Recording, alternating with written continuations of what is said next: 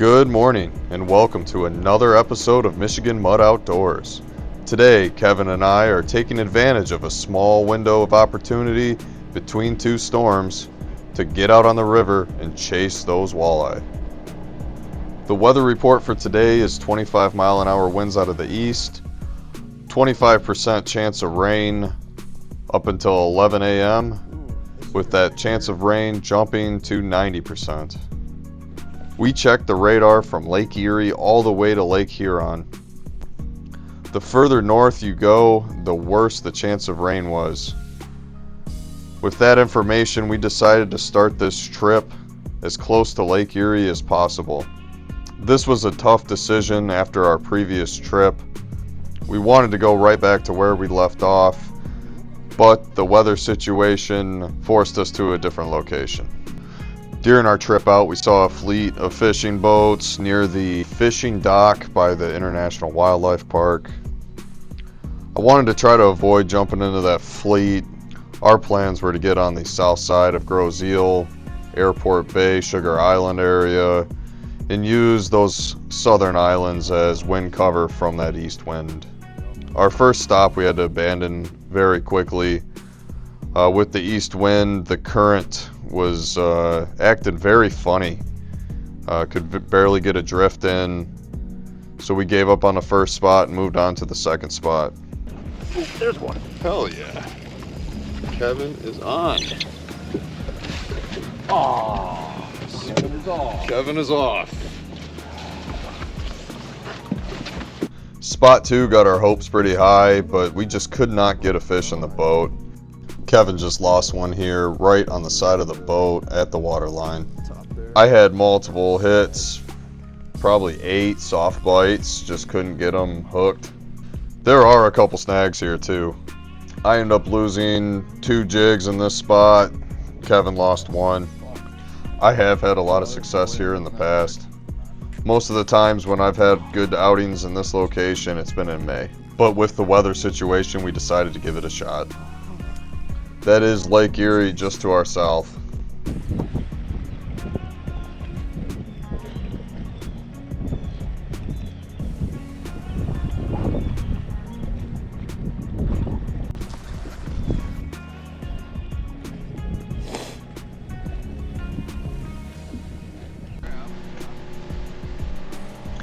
After 5 drifts through spot number 2, we decided to abandon our original plan and go on the search.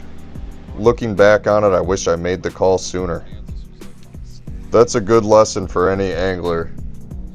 It's like the boat on Deadliest Catch, the Time Bandit.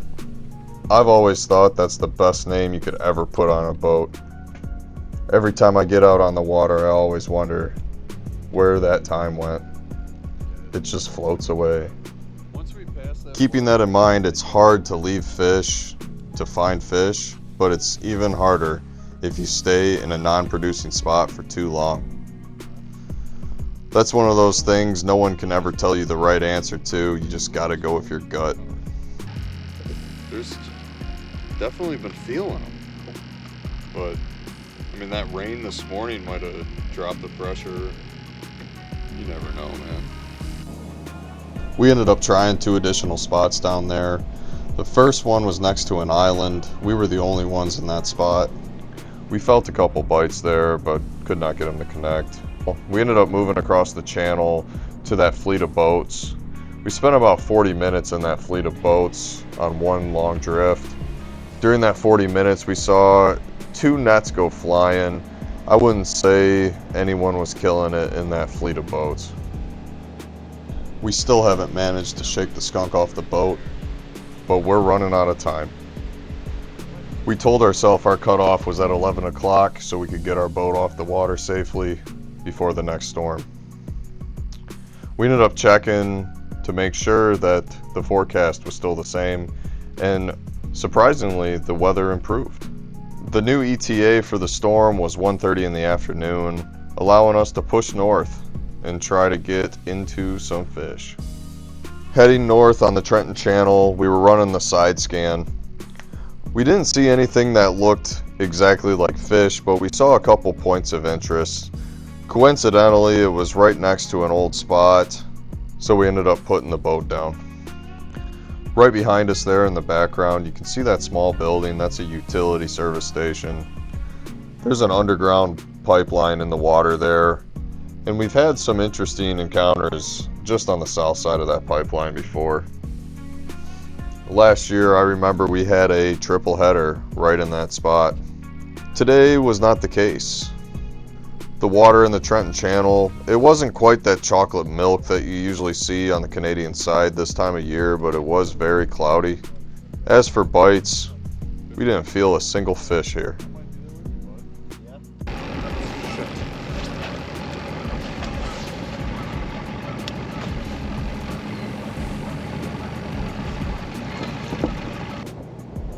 After one last check of the weather, we ended up pinning the throttle on the old Evan Route and making a 20-minute run north back to that same spot where we left off in our last video.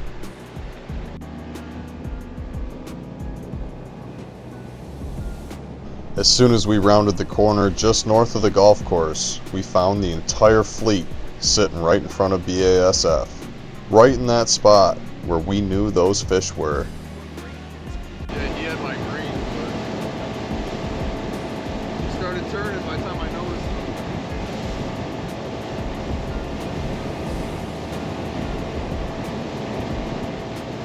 Oh, there's people here.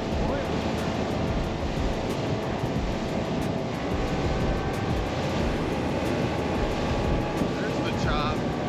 Yep. At least it's not blowing you up. Yeah. We'll see what happens. We ended up moving past all those boats in the fleet and setting her down right in that exact spot where we've been itching to try. Shortly after, we got into some action.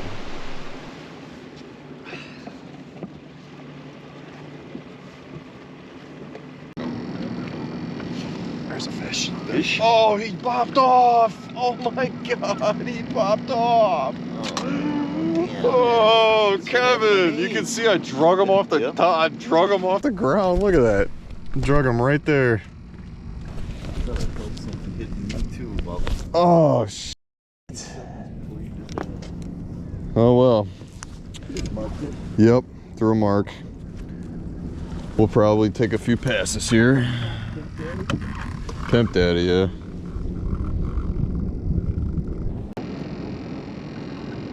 Huh. Oh. Yes, Kevin's on. Oh, freaking My drag's Yeah, he's coming up. Yes, Kevin's got a fish. It's about time. About time. Thank you. Oh. Looks good. 15, 16. Awesome. Yeah, what's he measure at? 15 and a half. Little, but we'll take it. Okay, what did you get him on? That was blue ice with a green tail. Were you jigging fast or slow? I was speeding up a little bit. Speeding up. That came on that. There's one. Man, he hit funny. He hit real funny. Okay. It's coming up. That's a good one. Yes. Nice. Thanks, Kevin. Hell yeah, that's a good one.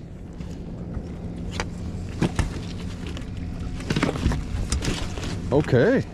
Okay. Pretty good sized male. 15-incher. God. Bless. There he is. That's a nice fish. Yeah. Put him up here for the scale. Let's see how big he is. Oh, you gotta be me.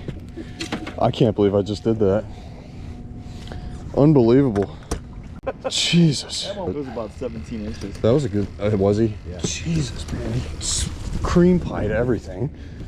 I can't believe I just did that. We like to practice the safe release. I haven't done that since I was a kid, man. Oh well.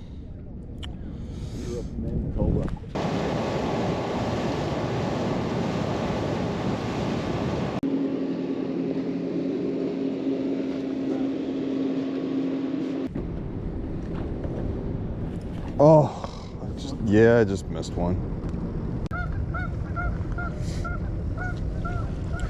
Guy's boat's name's One-Eyed Willie. That one? He's talking about. That's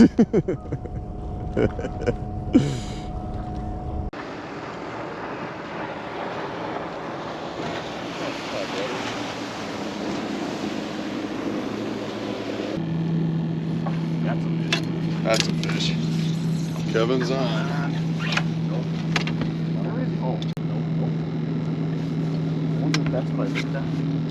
We've had 5 on. Yeah.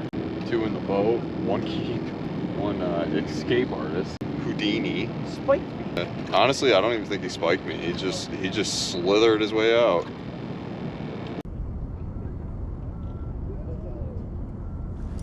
Me too. There's a fish, Kevin. That one? Yeah. Right in the same spot as before. It's literally on top of the other mark. He's coming up, leader. There he is. Yes. Yeah, he's 15 for sure. Right on the line. Man, it's like right on those marks. Same marks.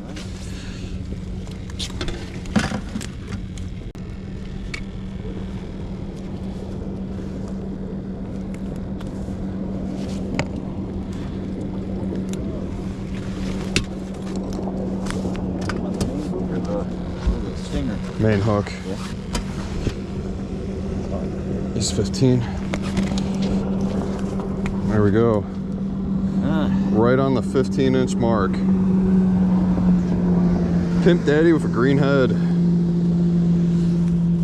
Crazy. You never know, man. We're trying to play the weather and all this shit. We should have just went where we were last week. You never know. It's the funny thing about fishing. Sometimes you overthink it.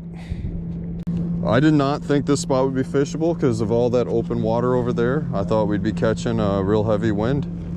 Typical weather guys don't know what the f they're doing.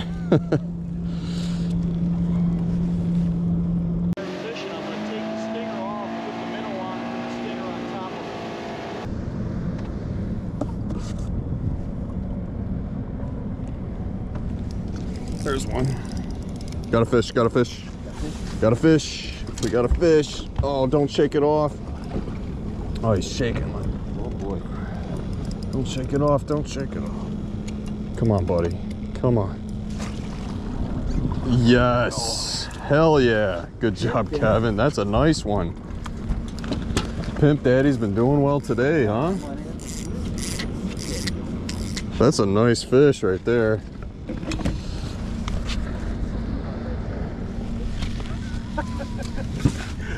Oh man, he splooged everywhere. I think this is the second time I've had the same fish. Look at that one. That's 17. Yeah. I don't think I'm gonna risk it. Look at that. Yep. Man, still the soft bite, you know? He's cold. You can see him. He doesn't even want to straighten out. He's just... No. Yeah, I think they're still cold down there and real soft bite, but they're coming slow and steady. Very slow and steady, huh? Yeah. Okay. He was making me nervous. He was just shaking. Yep. I was like, oh. These fat minnows are doing well. I'm glad we went all the way up, huh? Fish on. Oh, yes. Kevin's on. Okay.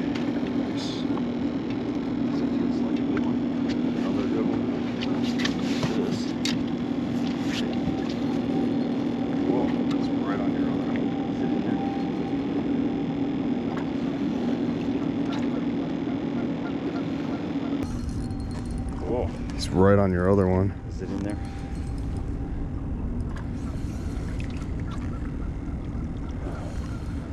man, they might be tangled up. Here he comes, I see him.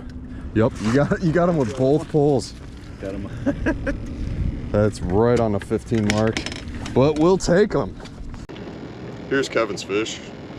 15-inch fish, curled up.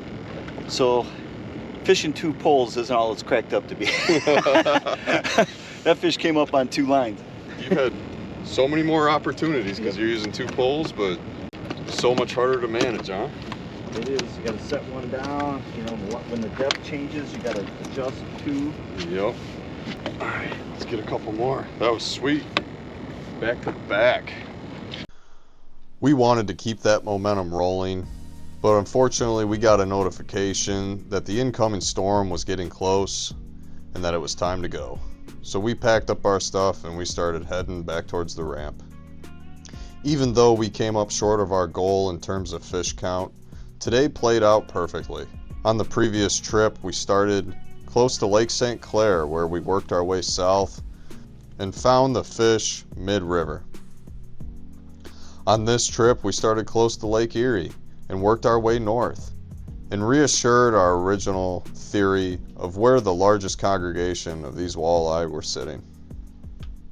Now all we can do is hope that those fish stay there until the next time we are able to hit the water. If you've made it this far, please hang on and check out this time lapse of us heading back to the ramp. I hope you enjoy it as much as I did. This is a 20-minute run that I've got shrunk up to 1 minute, and it's pretty cool seeing the sky change and all of the water line from Ecorse all the way back down to Trenton. Thank you for all of your support to Michigan Mud Outdoors. We hope you enjoyed this episode. Please leave a comment and subscribe. Subscribing will help us be able to provide more of these videos. Check out the description below for details to our spring walleye giveaway. You don't want to miss your opportunity to get some free Michigan mud gear. Thanks for watching, and we'll see you next time.